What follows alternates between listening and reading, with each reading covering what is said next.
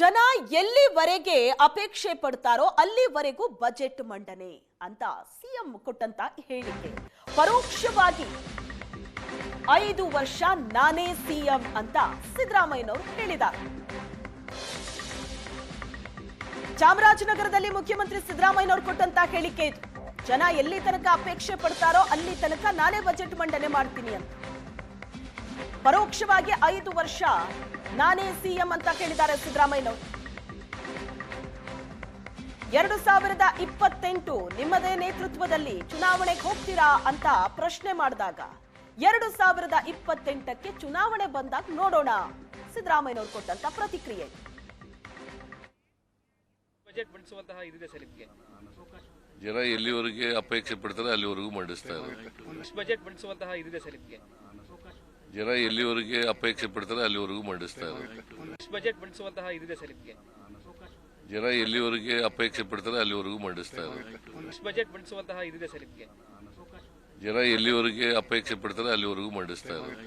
Budget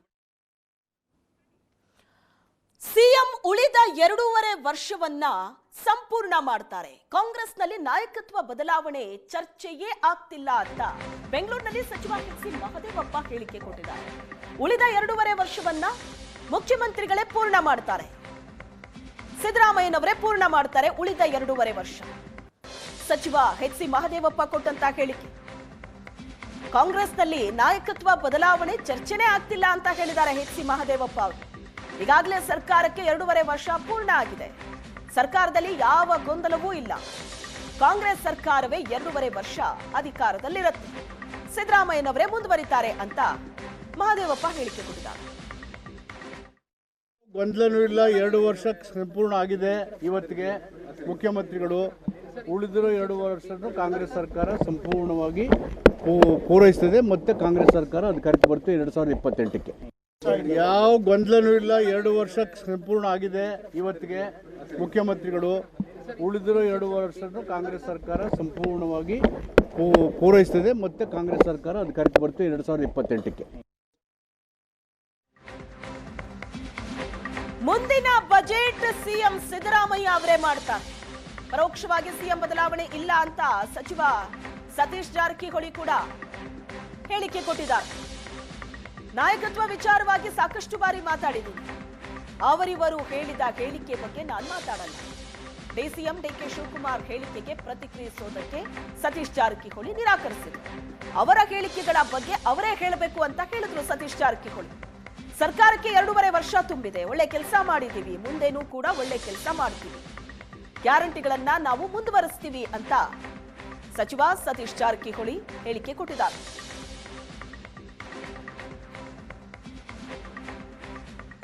ಸಲ ಹೇಳೋದು ನಾವು ಹೇಳಿದ್ವಿ, ಸಾಕಷ್ಟು ಆಯ್ತು. ನಾಯಕ ಮುಖ್ಯಮಂತ್ರಿ ಸಿಎಂ ಮಂತ್ರಿಮಂಡಲ ಎಲ್ಲ ಆಯಿತು, ಹೇಳಿ ಅವ್ನು ಸಾಕಾಗ್ತಾ ಇದೆ.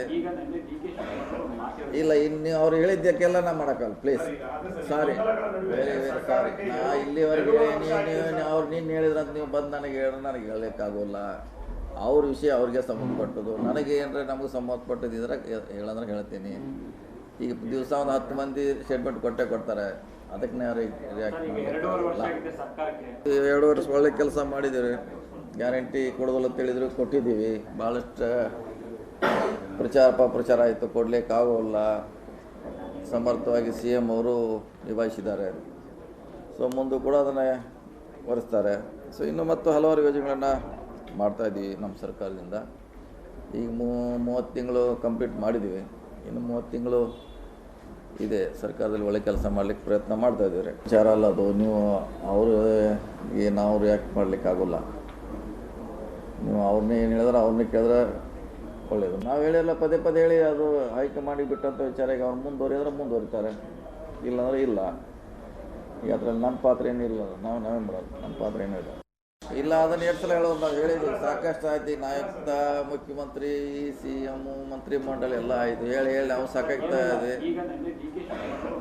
ಇಲ್ಲ, ಇನ್ನು ಅವ್ರು ಹೇಳಿದ್ದಕ್ಕೆಲ್ಲ ನಾ ಮಾಡೋಕ್ಕಲ್ಲ, please sorry, very very sorry. ನಾ ಇಲ್ಲಿವರೆಗೆ ನೀನು ಹೇಳಿದ್ರಂತ ನೀವು ಬಂದು ನನಗೆ ಹೇಳಲಿಕ್ಕಾಗೋಲ್ಲ. ಅವ್ರ ವಿಷಯ ಅವ್ರಿಗೆ ಸಂಬಂಧಪಟ್ಟದ್ದು, ನನಗೆ ಏನರ ನಮಗೆ ಸಂಬಂಧಪಟ್ಟು